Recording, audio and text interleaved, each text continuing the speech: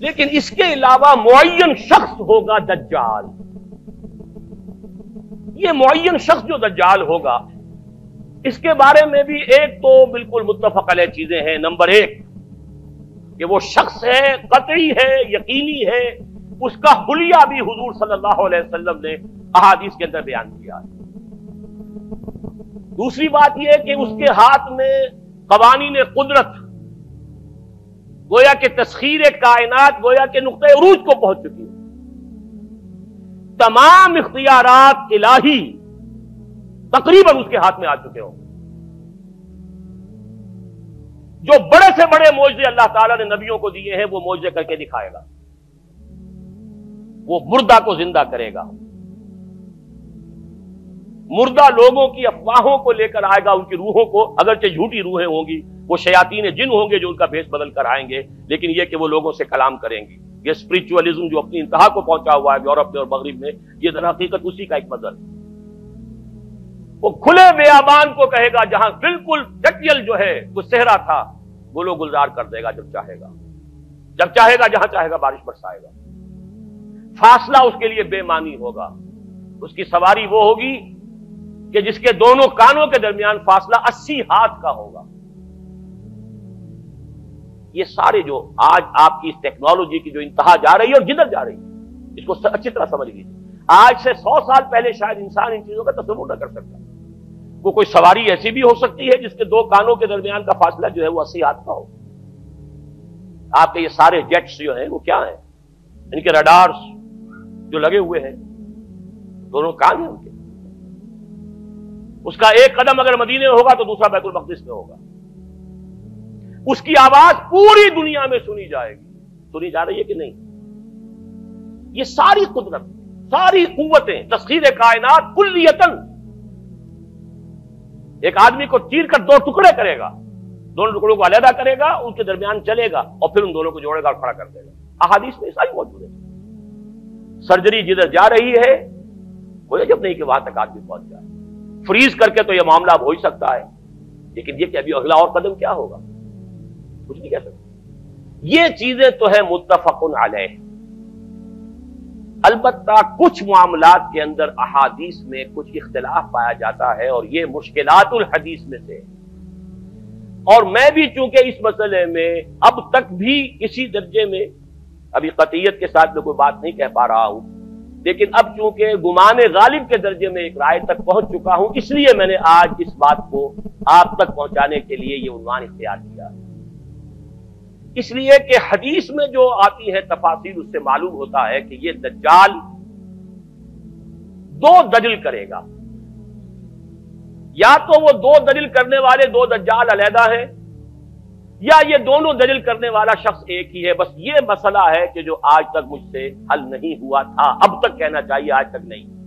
اور یہ اس میں علماء سے بھی گفتگو ہوئی ہے، اور جن لوگوں نے اس مفہوم موضوعات پر اپنا وقت لگایا ہے ان سے بھی گفتگویں ہوئی ہیں، تو وہ بھی اس مسئلے کو حل کرنے سے تاحال قاصر رہے. لیکن یہ کہ اب میری رائے یہ ہے کہ یہ دو شخص ہیں علیحدہ علیحدہ، واللہ عالم.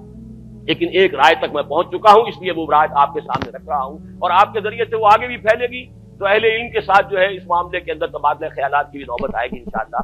لیکن یہ کہ اس میں یہ بات قطعی اور یقینی ہے کہ اس طرح کا ایک شخص پیدا ہوگا. البتہ یہ کہ آیا وہ دو ہوں گے دو مختلف اوقات میں، یا ایک ہی ہوگا ایک ہی وقت میں، صرف اس میں اختلاف ہے. میرے نزدیک وہ دو ہوں گے. ایک وہ شخص جو جھوٹا مسیح ہونے کا دعویٰ کرے گا، المسیح الدجال. جیسے حضور نے فرمایا میری امت میں 30 دجال اٹھیں گے جو نبی کا دعویٰ کریں گے، جن میں سے 5-6 تو حضور کے اپنے زمانے میں اور آپ سے متصل اٹھ پڑے ہوئے تھے.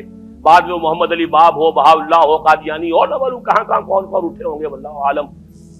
کسی طریقے سے ایک شخص مسیح ہونے کا دعویٰ کر کے کھڑا ہوگا، یہودی ہوگا.